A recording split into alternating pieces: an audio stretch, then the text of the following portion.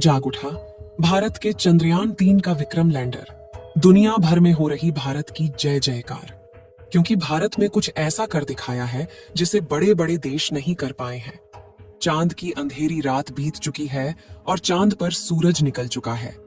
अब लोगों की मन में सवाल उठने लगा है कि क्या चंद्रयान 3 जाग चुका है, क्योंकि दिन इसके प्रज्ञान रोवर को और 4 सितंबर के दिन विक्रम लैंडर को गहरी नींद में सुला दिया था। विक्रम लैंडर और प्रज्ञान रोवर जागेगा और चांद पर अपने एक्सपेरिमेंट करेगा।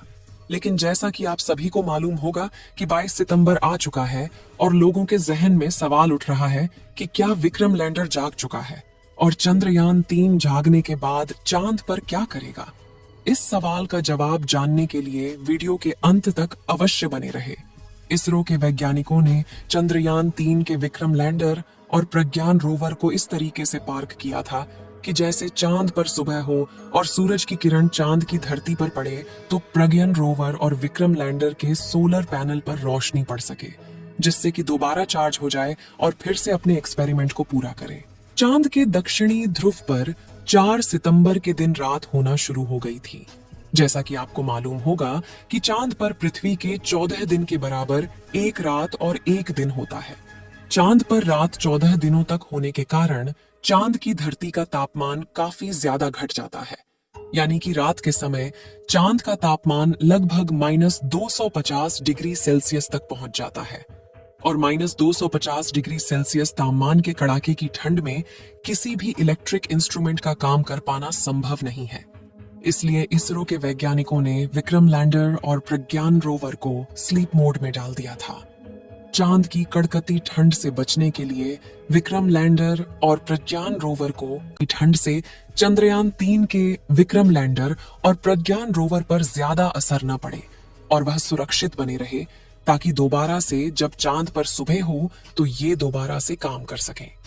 विक्रम लैंडर और प्रज्ञान रोवर की बैटरी को चार्ज होने में कम से कम 3 दिन का समय लगता है। आप सोच रहे होंगे कि 22 सितंबर के दिन चांद पर सूरज उगा है तो लगभग 25 सितंबर तक उसकी बैटरी फुल चार्ज हो जाएगी और उसके बाद ही यह अपनी गहरी नींद से जागेंगे। लेकिन ऐसा बिल्कुल भी नहीं है।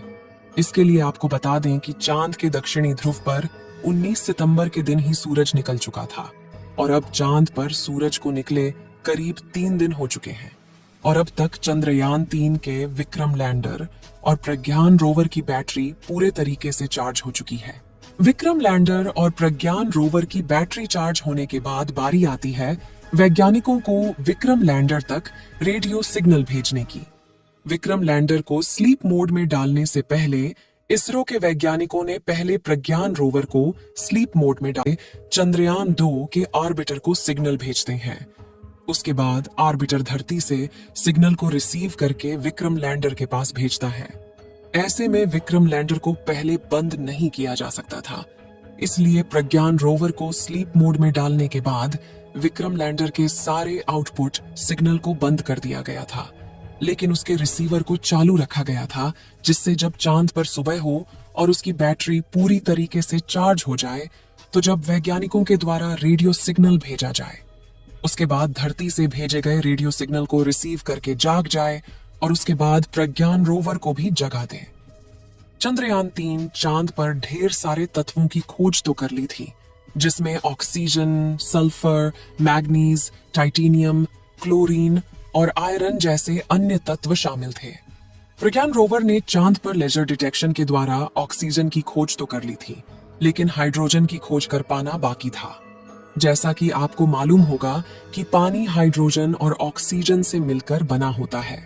अगर चांद की धरती पर हाइड्रोजन की खोज हो जाती है तो चांद पर पानी पाए जाने की पुष्टि की जा सकती है। हमारे चंद्रयान 3 का प्रमुख मकसद चांद पर सॉफ्ट लैंडिंग करके पानी की खोज करना था। आज के दिन वैज्ञानिकों के द्वारा विक्रम लैंडर के पास रेडियो सिग्नल को भेजा जाएगा, क्योंकि अब चंद्रयान 3 के विक्रम लैंडर की बैटरी पूरी तरह से चार्ज हो चुकी है और चांद पर सूरज को निकले लगभग 3 दिन हो चुके हैं। टेम्परेचर भी सही सलामत हो जाए।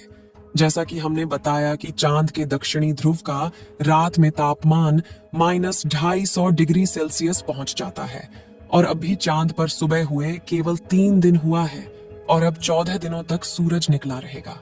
इस बार प्रज्ञान रोवर और विक्रम लैंडर 500 मीटर की दूरी तक जाकर चांद की अलग अलग जगह का डाटा इकट्ठा करके वैज्ञानिकों तक जानकारी भेजेगा। जब वैज्ञानिकों ने चंद्रयान-3 लैंडर और रोवर को स्लीप मोड में डाला था, तो उसकी जगह को चेंज करके एक समतल जगह पर किया गया था, जिससे कि सूरज की रोशनी उनके सोलर पैनल पर पूरी तरीके से पड़ सके।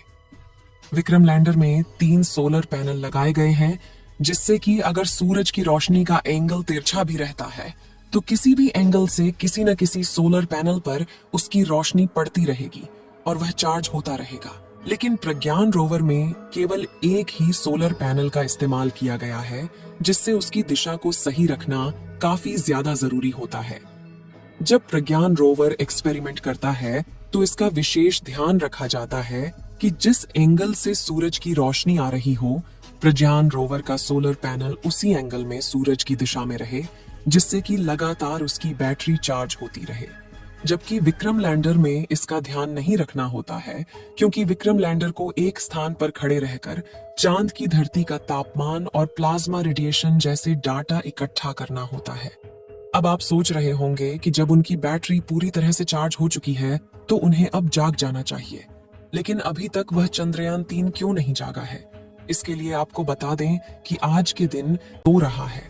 भारत के सभी लोगों में डर का फिर नहीं, क्योंकि जब तक वैज्ञानिकों के द्वारा चंद्रयान-3 से संबंधित कोई भी जानकारी नहीं दी जाती है, तब तक हमें सही जानकारी मालूम नहीं चलेगी कि हमारे चंद्रयान-3 का विक्रम लैंडर अभी भी सही सलामत बचा हुआ है या फिर चांद पर कड़ाके की ठंड में नष्ट हो चुका है। जैसा कि आपको मालूम होगा कि 22 सितंबर का दिन बीता जा रहा है और अभी तक चंद्रयान-3 के बारे में कोई भी जानकारी नहीं मिली है। चंद्रयान-3 के दोबारा से जागने के लिए इस समय आपकी काफी ज्यादा दुआओं की जरूरत है, इसलिए कमेंट बॉक्स में चंद्रयान-3 के जागने की दुआएं करते रहे।